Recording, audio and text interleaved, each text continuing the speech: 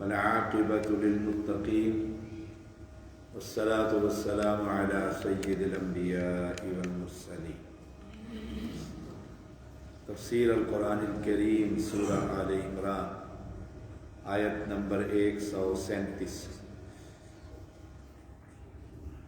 اعوذ باللہ من الشیطان الرجیم. قد خلت من قبلكم سنن فسیروا فی الارض فانظروا کیف کان عاقبۃ المکذبین. هذا بیان للناس وہدی وموعظۃ للمتقین. ولا تهنوا ولا تحزنوا وانتم الاعلون ان کنتم مؤمنین. بلا شبہ تم سے پہلے بہت سے طریقے گزر چکے، سو زمین میں چلو پھر دیکھو جھٹلانے والوں کا انجام کیسا ہو. یہ لوگوں کے لیے ایک وضاحت ہے اور بچنے والوں کے لیے سراسر ہدایت اور نصیحت. اور نہ کمزور بنو اور نہ غم کرو، اور تم ہی غالب ہو اگر تم مومن. پچھلی آیات میں اللہ کی اطاعت اور فرما برداری، پھر توبہ کا سبب، پھر اس پر بخشش اور اللہ کی جنتوں کا وعدہ. اللہ ہم سب کو نصیب فرمائے. اب فرمایا کہ تم سے پہلے بہت سے طریقے گزر چکے. رسول اللہ صلی اللہ علیہ وسلم کا فعل چونکہ مسلمانوں کے لیے نمونہ طریق مستقیم ہے، اس لیے اسے سنت کہتے ہیں. ہر اس عمل کو جو رسول اللہ صلی اللہ علیہ وسلم نے کیا ہم اس کی اتباع کریں تو سنن. تو تم سے پہلے بہت سے طریقے گزر چکے، انبیاء، امتیں، جماعتیں، دنیا. اب ان کو دیکھو. فسیروا فی الارض، زمین میں چلو، یعنی ان کی قرآن مقدس میں واقعات پڑھو. اگر ایسے علاقے میں چلے گئے ہیں جہاں تباہی و بربادی اللہ کی طرف سے آئی ہے، وہاں سے جلدی نکل جاؤ. مولانا مودودی کے بارے میں کہا جاتا ہے کہ وہ قوم عاد اور ثمود کی جہاں تباہی ہوئی وہاں پر پہنچے. رسول اللہ صلی اللہ علیہ وسلم ایک علاقے سے گزرے تو آپ نے کہا جلدی نکلو. صحابہ کو کہا. آپ صحابہ نے پوچھا کہ میں یہاں پر اللہ کا عذاب آیا تھا، اس بستی سے نکل جاؤ. اب دو باتیں ہیں اس میں. زمین میں چلو سیر و تفریح نہیں، عبرت کے لیے. قوم عاد، قوم ثمود، قوم لوط، قوم نوح، مدین، اصحاب مدین، اصحاب الایکہ، کتنی قومیں گزری ہیں. چل کر پھر دیکھو کوئی نام و نشان ہے کسی کا. اور اتنی قوت والی قومیں تھیں کہ پہاڑوں کو تراش کر اندر محل بنایا کرتی. اللہ قرآن میں کہتا ہے ویسی قومیں اللہ نے دوبارہ بنائی نہیں. اتنی قوت اور طاقت کسی کو نہیں. پھر دیکھو فانظروا کیف کان عاقبۃ المکذبین، کہ انجام کیا ہوا جھٹلانے والا. جس نے اللہ کو جھٹلایا، اپنے نبی کو جھٹلایا، کدھر عبرت کا نشان بنا دیے. بستیوں کو اٹھایا، آسمان پر لے جا کر فرشتوں نے مودہ کر کے زمین پر دے مارا. یہ ہے انجام جھٹلانے والا. جھٹلایا کس کو؟ اللہ. اور وقت کے پیغمبر. وقت کے پیغمبر. ہر قوم نے یہی کہا اجیتنا لتأفکنا عن آلہتنا. کیا تمہارے پاس وہ پیغام لے کر آیا کہ ہم اپنے معبودوں کو چھوڑ دیں؟ ایک ہی پیغام. ہر نبی کا ایک ہی پیغام اور قوم کا ایک ہی جواب تھا وجدنا آباءنا علی امہ. ہم نے اپنے آباء و اجداد کو ان طریقوں پر پایا. تو اگر آج بھی امت محمدیہ شریعت کو جھٹلائے گی، رب کی بغاوت کرے گی، نام و نشان مٹ جائے گا. یستبدل قوما غیرکم، اللہ تبدیل کر دے گا. تو یہی بات اللہ نے یہاں پر کہی. کہ انجام دیکھنا چاہیے۔ آپ دیکھیں نا امام بخاری رحمہ اللہ، قیامت تک نام روشن رہے گا، ان کی اولاد کو کوئی نہیں جانتا، بیوی کوئی نہیں جانتا، شادی نہیں کی، لیکن امام بخاری کا نام ہر مسجد، ہر مدرسے، ہر دیندار شخص کی زبان پر رحمہ اللہ، امیر المومنین فی الحدیث۔ یہ ہے اتباع کرنے والوں کا انجام، قیامت تک نام زندہ رہے گا آپ لوگوں کا، جس نے بھی اللہ کی اتباع۔ اب اس مسجد کی تعمیر میں جس نے حصہ ڈالا، آباد کرنے میں حصہ ڈالا، قیامت تک ان کا صدقہ چلتا رہے گا، یہ قائم رہے گی جب تک یہ اللہ کے دین کی مراکز جو ہے۔ تو فرمایا ھذا بیان للناس، یہ لوگوں کے لیے بیان، وضاحت، وہدن اور ہدایت، وموعظۃ اور نصیحت، للمتقین پرہیزگاروں کے لیے۔ یہ وضاحت ہے کہ جھٹلانے والے بے شک وقتی طور پر غالب آئے، لیکن انجام ان کا بربادی ہو۔ اب بھی اگر مسلمان پسے ہوئے ہیں، وقتی طور پر کفار غالب ہیں، انجام اہل ایمان کا ہی ہوگا کہ مرنے کے بعد ان کے لیے دوزخ آگ ہے، اور ہمارے لیے انشاءاللہ جنتیں ہوں گی۔ ھذا بیان للناس، یہ بیان ہے لوگوں کے لیے، واضح ثبوت ہے کہ پہلی ساری امتیں اپنے دشمنوں سے مقابلہ کرتی چلی ہیں، ہر پیغمبر نے اپنی وقت کے طاغوت سے ٹکر لی، کہاں ابراہیم علیہ السلام اور کہاں وقت کا بادشاہ، اکیلا آدمی اللہ کی توحید بیان کرنے والے۔ تورات میں لکھا ہے کہ جب وہ راشن دیا کرتا تھا نا، ابراہیم علیہ السلام کو نہیں دیا، سبحان اللہ۔ تو وہ اپنے اس تھیلے میں، بوری میں مٹی بھر لی، ریت بھر لیا کہ یکدم جب گھر جاؤں گا تو بچے کیا کہیں گے، اہلیہ کیا کہے گی، سبحان اللہ۔ اور جا کر سو گئے، اٹھے تو روٹی تیار تھی۔ آپ نے پوچھا گندم کہاں سے؟ اہلیہ کہنے لگی وہی بوری جو آپ لے کر آئے تھے، اسی میں سے میں نے نکالا، اللہ نے مٹی کو گندم بنا دیا، سبحان اللہ۔ ھذا بیان للناس، یہ واقعات ہے قرآن مقدس میں، احادیث میں، آسمانی کتابوں میں، وہدن۔ ان واقعات کو دیکھ کر آدمی ہدایت اختیار کرتا ہے، سیدھا رہتا ہے۔ ہدایت کا سرچشمہ ہے یہ قرآن۔ اہل ایمان کو دیکھ کر کے کتنی سختیاں انہوں نے جھیلی، کتنی سختیاں جھیلی۔ آتا ہے نا امیر المومنین عمر بن خطاب رضی اللہ تعالی، فتح کی خوشخبری لے کر جب پہنچا نا غلام فوجی، تو آپ کھانا کھلا رہے تھے اپنے فوجیوں کو ڈنڈے کے ساتھ، ہاتھ میں سٹک پکڑی ہوئی تھی، اور لائن لگا کر سالن ڈال رہے تھے اور ساروں کو کھانا کھلا رہے تھے۔ وہ فتح کی خوشخبری لے کر آیا تھا، اس کا ذہن میں آیا، ہم نے کہا کھانا کھاؤ، کہتے ہیں میں آپ کے ساتھ کھاؤں گا۔ ٹھیک ہے میرے ساتھ کھا لیں۔ جو ساری قوم فوج فارغ ہو گئی، آپ نے کہا گھر چلتے ہیں کھانا، اپنے بیوی کو کہا میرا کھانا لاؤ، زیتون کا تیل پیالے میں آ گیا، سوکھی روٹی آ گئی۔ کہتے میں نے تو ایک لقمہ لیا، لیکن امیر المومنین بڑے مزے سے کھانا کھاتے رہے۔ کتنی سختیاں جھیلی ان لوگوں نے۔ آج ہمارے اوپر تو نعمتوں کی بارش ہے، اگر ہم تاریخ پر نعمتوں کی بارش۔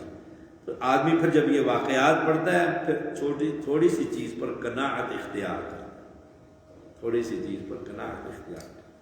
وموعظۃ، نصیحت متقین کے لیے۔ قرآن پہلی آیت الف لام میم ذالک الکتاب لا ریب فیہ ھدی للمتقین، یعنی تقوی ضروری ہے اس قرآن کو سمجھنے کے لیے۔ اللہ کا ڈر ہو تو سینہ صاف ہو جائے گا، سینہ صاف ہو جائے گا، سبحان اللہ۔ اور متقین کے واقعات قرآن مقدس میں، اہل ایمان کو اللہ نے، اہل تقوی کو کیا کیا جنتیں عطا فرمائی اور کیا کیا نعمتیں اللہ دے گا۔ اب فرمایا وَلَا تَهِنُوا وَلَا تَحْزَنُوا وَأَنْتُمُ الْأَعْلَوْنَ إِن كُنتُم مُؤْمِنِينَ، غم نہ کرو اور کمزوری نہ دکھاؤ، کمزوری نہ دکھاؤ، جتنی استطاعت ہے اس کے مطابق اپنے آپ کو تیار رکھو، غم نہ کرو۔ جنگ کے اندر کبھی صحابہ شہید، کبھی کفار قتل، تکلیف تو ہوتی تھی صاحب کہ ہمارے اتنے آدمی مارے گئے، جنگ احد کا ہی دیکھ لیجیے، اس کی اگلی آیتوں میں وہی ذکر، فرمایا غم نہ کرو، یہ تو ہوتا رہتا ہے، یہ سارا کچھ ہوتا رہتا ہے۔ پہلی امتوں کی تاریخ اس بات پر شاہد ہے کہ مسلمان، اور آخر میں بھی ایسا ہی ہوگا، جب مسلمان اور عیسائی مل کر کفر سے لڑیں گے تو آخر میں فتح ہو جائے گی، تو وہ صلیب لے کر عیسائی کھڑا ہوگا کہ صلیب کی وجہ سے ہمیں فتح ہوئی، مسلمان تلوار لے کر مار دے گا اس کو، آپس میں لڑ پڑیں گے، پھر تو صفایا ہوگا مسلمانوں کا نا۔ ایک گروہ بھاگ جائے گا، ایک گروہ شہید ہو جائے گا، اور ایک گروہ جم کر لڑے گا، جو جم کر لڑے گا نا وہ غالب آ جائے گا، اللہ اس کے آقا پھر فتح دے گا۔ تو فرمایا غم نہ کرو، یہ تو تاریخ گواہ ہے کہ باطل اور حق کا معرکہ ہمیشہ چلتا رہا، ہمیشہ چلتا رہا، ہمیشہ، اور چلتا رہے گا قیامت تک۔ تم نے وہن کمزوری نہیں دکھانی، کمزوری نہیں دکھانی، اپنی استطاعت کے مطابق تیاری کرتے رہنا، اللہ سے تعلق قائم کرتے رہنا، ہر طرف سے سختیاں آ گئی ہیں، رات کو اس مالک سے بس گفتگو کرتے رہو۔ وَأَنْتُمُ الْأَعْلَوْنَ، غالب تم ہی رہو گے، لیکن ایک شرط ہے، غالب ہوں گے مسلمانوں، لیکن ایک شرط، ان کنتم مومنین، اگر تم مومن ہو، اگر تم مومن ہو۔ اب مومن کدھر ہے؟ میرے بازو پر تعویذ بندھا ہوا ہے، آپ کے گلے میں تعویذ لٹکا ہوا ہے، مومن کہاں سے ہے؟ جوتیوں پر ایمان ہے، ہنڈیوں پر ایمان ہے، کڑوں اور چھلوں پر ایمان ہے، امت کی اکثریت کا، اکثریت کا، روز نئے سے نئے فطری۔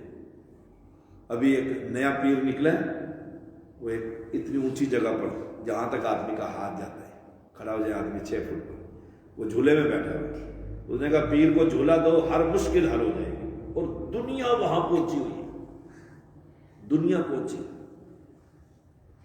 یہ ملا علی کردستانی جو آیا ہوا ہے گونگوں کو، وہ اس نے سلیم صافی نے اس کا آپریشن کیا، عرب علماء کی کتابیں آ گئی ہیں جو پرانی لکھی ہیں، یہاں تک نہیں پہنچی تھی، تو ہر گونگے کو، ہر اندھے کو، سبحان اللہ، عیسیٰ علیہ السلام والا کام کرنا شروع کر دیا، اندھا آتے آنکھیں، بہرے آئے تو کان، ٹانگ ٹوٹی، سبحان اللہ و بحمدہ، اس کا تو فراڈ پر پھر وہ ساری کتابیں آ گئی نیٹ پر۔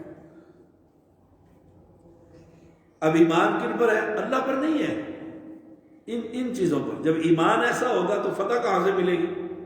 اللہ کی مدد کیسے اترے گی؟ غم کیسے ختم ہوگا؟ تکلیف کیسے دور ہوگی؟ ہم تو 4 آدمی ہیں، 1% حدیث ہے پاکستان میں جو مردم شماری ہوئی اس پر، اور باقی 99 کون ہوا پھر؟ یہی قبر پرست۔ تو فتح کیسے ہوگی؟ سبحان اللہ و بحمدہ، فتح اس وقت ہوگی جب اہل ایمان جمع، اہل ایمان جمع۔ اس لیے ہر دوسرا آدمی تیسرے کو، پہلا دوسرے کو، دوسرا تیسرے کو اللہ کا تعارف کرواؤ۔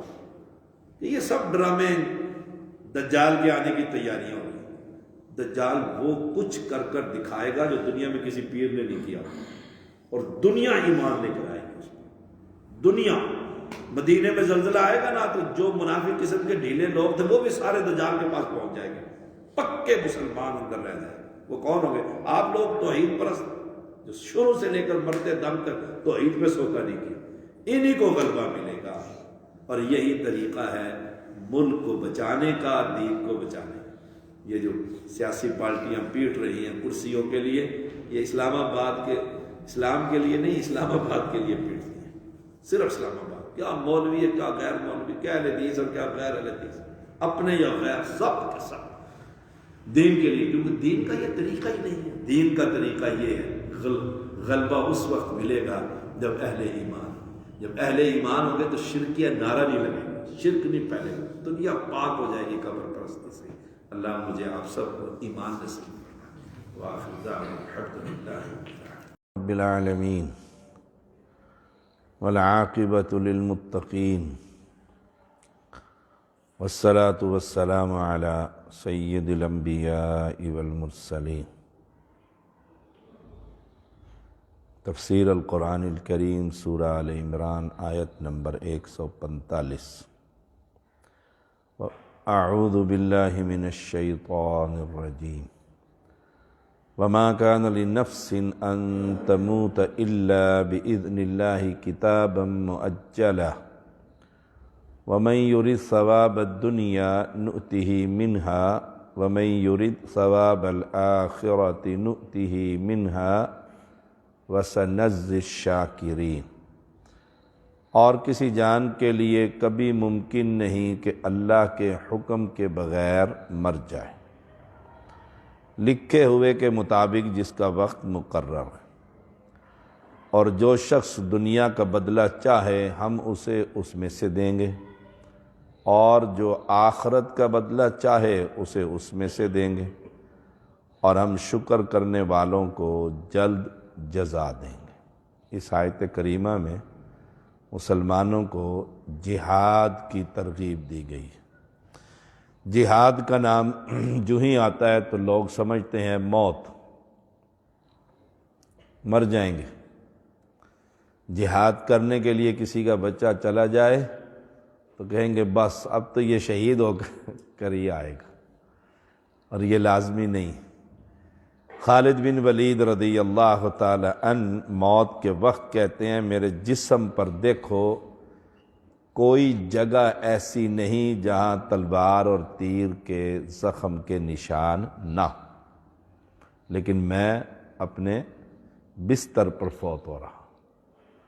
ہمارے ساتھ ایک ساتھی تھا، وہ وہاں سے ڈر کر بھاگا کہ نہیں یہاں تو بم پھٹتے ہیں، گولے پھٹتے ہیں، اور پیر بدائی جو راولپنڈی کا مشہور اڈا ہے یہاں اترتے ہی وہاں بم دھماکہ ہوا اور موقع پر مر گیا۔ اب یہ کوئی جہاد کا سینٹر تو نہیں ہے، یہ تو دہشت گردی ہوئی، فوت ہو گیا۔ تو لوگوں کا یہ ذہن بالکل کتاب و سنت کے خلاف ہے۔ مرنا ہر بندے نے، ہر ایک کو موت آئے گی، کہاں آئے گی اور کس وقت آئے گی یہ صرف اللہ کو پتہ ہے، اس مالک کو پتہ ہے۔ کتنے مجاہدین ہیں جو لڑتے ہوئے زخمی ہونے کے باوجود بالکل صحت مند ہیں اب اس وقت۔ تو اللہ کریم یہاں فرما رہا ہے کہ موت الا باذن اللہ، موت کا اللہ کی اجازت کے بغیر کوئی کسی کو موت دے ہی نہیں سکتا۔ وقت مقرر ہے کہ فلاں وقت، اور اس سے لا یستاخرون ساعۃ ولا یستقدمون، ایک قدم نہ لمحہ آگے نہ پیچھے، بس وہیں پر روح قبض ہو جائے گی۔ وہ بیمار ہو، وہ صحت مند ہو، جس حالت میں بھی ہو۔ اب دو گروپ ہیں، اور کتاب معجلہ لکھا ہوا ہے، معجلہ لوح محفوظ میں، وقت مقرر جو ہے وہ لوح محفوظ میں لکھا ہوا ہے۔ یہ نہیں ہو سکتا غلطی سے کوئی مجھے موت دے دے اور آنی کسی اور کو تھی۔ طیب کے نام کے دو ہم بندے تھے، کوئی اور پکڑا جائے اور اوپر جا کر، یا مرنے کے بعد کوئی دوبارہ زندہ ہو جائے۔ یہ اہل بدعت کا عقیدہ۔ نشتر میڈیکل کالج ملتان کے پرنسپل نے ایک چھوٹا سا کتابچہ لکھا، اس کے بیک ٹائٹل پر ایک واقعہ لکھا کہ ایک بزرگ فوت ہو گئے تبلیغی جماعت کے، اس کو ادھر جنازہ کفن دفن کے کام شروع ہو گیا، تو روح اوپر گئی تو ساری روحیں جمع ہو گئیں اللہ کے پاس کہ اسے کیوں موت دے دی، ابھی تو کام بڑا ہونا ہے، ابھی تو کام ہونا ہے بہت دنیا کے اندر۔ تو اللہ نے پھر ان سب کی مان کر اسے واپس بھیج دیا، ادھر اس کو کفن کے اندر جا کر چرپائی جو رکھی قبرستان میں تو وہ اٹھ کر بیٹھ گیا، پھر وہ اسی کفن میں چل کر آیا۔ یہ لفظ لکھے ہوئے، یہ عقیدہ اہل سنت کا نہیں ہے، مسلمانوں کا عقیدہ نہیں۔ جو مر جائے اسے دوبارہ زندگی کبھی نہیں مل سکتی، وہ جنت میں ہی ملے گا، پھر اوپر ہی ملاقات ہوگی۔ مشرک بدعتی ہوگا تو جہنم کے اندر ہوں گے یہ لوگ۔ تو کتاب مؤجلہ لوح محفوظ میں اللہ تعالیٰ نے، رسول اللہ صلی اللہ علیہ وسلم نے فرمایا، اللہ تعالیٰ نے قلم سے فرمایا اکتب، لکھ دے سب کچھ۔ فَكَتَبَ مَا هُوَ كَائِنٌ، تو قلم نے جو کچھ ہونے والا ہے سب لکھ دیا، سب لکھ دیا۔ اب کوئی بیوقوف یہ کہے جی لکھ دیا ہے ڈاکٹر میں نے بننا ہے، لکھ دیا ہے رو دی تو میں اب محنت کیوں کروں، لکھ دیا ہے۔ پھر کہتے دنیا کے معاملے کی کوئی مثال نہیں دیتے، مثال دیتے اللہ نے لکھ دیا جی جنتی بھی اور جہنمی بھی، جانا ہوگا تو خود ہی چلے جائیں گے، جب لکھ دیا تو میں کیسے مٹاؤں؟ سبحان اللہ، اللہ نے لکھ دیا ہے نا، لکھوا دیا ہے قلم سے، لکھ دے سب کچھ جو ہونا ہے۔ لیکن مجھے تو نہیں بتایا نا کہ میں جنتی ہوں کہ میں دوزخی ہوں، ہمیں تو نہیں بتایا کسی کو کہ آپ جنتی ہیں آپ دوزخی ہیں، نہ، ہمیں کیا کہا ہے اِنَّا هَدَيْنَاهُ السَّبِيلَ اِمَّا شَاكِرًا وَإِمَّا كَفُورًا، یہ دیکھو یہ جنت کا راستہ ہے اور یہ اب تیری مرضی ہے، تو جو مرضی، یہ کھانا ہے یہ گندگی ہے، کھانا کھانا چاہیے، گندگی سے بچنا چاہیے، اب تیری مرضی۔ یہاں پر تو یہ مسلمان بڑا بھٹکتا ہے، یہ تقدیر میں لکھا ہو جنت میں چلے جائیں گے، اور جب دنیا کی آتی ہے جی بغیر گھر سے نکلے تجارت کیسے ہوگی، وہاں پر نہیں کہتا بھی لکھا ہوا، وہ تو ماں کے پیٹ میں تھا، اللہ نے لکھ دیا، اللہ تعالیٰ نے لکھ دیا، وہاں پر یہ نہیں کرتا۔ تو یہ بات لکھی گئی ہے جو کچھ ہونا ہے، لیکن ہمیں نہیں پتہ، ہمیں ہدایت کیا ہے، اللہ کی مانو اور اس کے رسول کی مانو۔ پھر آگے دو جماعتیں، وَمَن يُرِدْ ثَوَابَ الدُّنْيَا نُؤْتِهِ مِنْهَا وَمَن يُرِدْ ثَوَابَ الْآخِرَةِ نُؤْتِهِ مِنْهَا۔ اس کا معنی یہ ہے کہ دو گروپ تھے، ایک کی نیت مال غنیمت تھی اور ایک کی نیت اللہ کا اجر و ثواب لینا اللہ تعالیٰ سے۔ اس میدان کے اندر جنگ احد میں غنیمت کے طالب تھے، اور اہل نفاق کو غنیمت ملتی رہے تو بڑے خوش رہتے ہیں، جو ہی نہ ملے وہ کہتے ہیں اسلام بڑا سخت ہے۔ تو دو نیتوں کو خالص کیجیے، بالکل اللہ کی رضا کے لیے، نیت میں فطور نہ ہو، جتنی نیت خالص ہوگی اتنی اللہ کے ہاں وہ چھوٹا سا عمل پہاڑ کے برابر بن جائے۔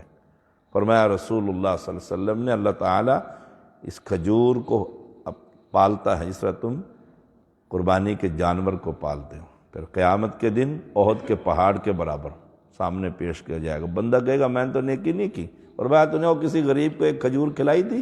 ہاں جی کھلائی تھی، میں اسے پالتا رہا ہوں، اتنی بڑی نیکی کر دی۔ کیوں؟ نیت یہ تھی کہ اللہ راضی ہو جائے، اور دنیا کو راشن کھلا دے اور نیت یہ ہو کہ ریاکاری، دکھلاوا، شہرت، تو اللہ فرماتا ہے ہم اسے نُؤْتِهِ مِنْهَا، دنیا کی طلبگار کو دنیا دیں گے، لیکن آخرت میں کوئی شے نہیں ملے گی۔ وَمَا لَهُ فِي الْآخِرَةِ مِنْ خَلَاقٍ، ایک اور مقام پر فرمایا آخرت میں پھر اس کا کوئی حصہ نہیں۔ مومن کیا کرتا ہے؟ ربنا آتنا فی الدنیا حسنہ وفی الآخرۃ حسنہ، دونوں چیزیں طلب کرتا ہے، یا اللہ دنیا میں بھی عزت، کسی کے سامنے ہاتھ نہ پھیلائے، اور آخرت کے اندر بھی اللہ جنت عطا فرما۔ تو وَمَن يُرِدْ ثَوَابَ الْآخِرَةِ نُؤْتِهِ مِنْهَا، اور جو آخرت کا بدلہ چاہے گا، دنیا میں کہ تنگی ترشی دیکھ لی کر لیا، تو ہم اسے وہ دیں گے، جسے اللہ دے گا تو اس کو کم دے گا، وہ اپنی شان کے مطابق دے گا۔ وَسَنَجْزِي الشَّاكِرِينَ، اور ہم شکر کرنے والے کو جلد بدلہ دیں گے۔ شکر کس بات پر ہوتا ہے؟ بڑی کی گاڑی کو دیکھ کر اپنی گاڑی پر کڑتے رہنا، پتہ نہیں کب جان چھوٹے گی وہ بڑی ملے گی، یہ شکر نہیں۔ شکر یہ ہے جو نعمتیں اللہ نے دے دی ہیں اس سے نیچے والے کو دیکھا جائے کہ وہ نعمتیں اس کے پاس نہیں ہیں۔ صحت مند مریض کو دیکھے کہ کتنا بیمار ہے اور میں کتنا ٹھیک ٹھاک، اللہ تیرا شکر، الحمدللہ، یہ شکر ہے۔ ایک وقت کا کھانے والا وہ بھوکے کو دیکھے، فاقہ جن کے گھروں میں ہو جاتا ہے کہ مجھے کم از کم ایک وقت کا تو مل رہا ہے، اور شکر گزاروں کو بدلہ اللہ دے گا۔ اللہ ہم سب کو شاکر بنائے، صابر بنائے ہر چیز پر۔ کبھی کبھار اگر آپ کا کوئی کھانا یہ شعیب کوک جو ہے الٹا سیدھا بنا دیتا ہے تو صبر شکر سے کھا لیا کریں۔ ایک ٹائم کبھی تھوڑا سا آگے پیچھے ہو تو بچے شکایت کریں، شاہد آج کھانا انہوں نے خراب پکا دی ہے، کھانا خراب پکا دی۔ کتنے طلبات ہیں جب ہم پڑھتے تو کھانا ہی نہیں ملتا ہوتا تھا، پتہ نہیں کیسا ملتا ہوتا تھا۔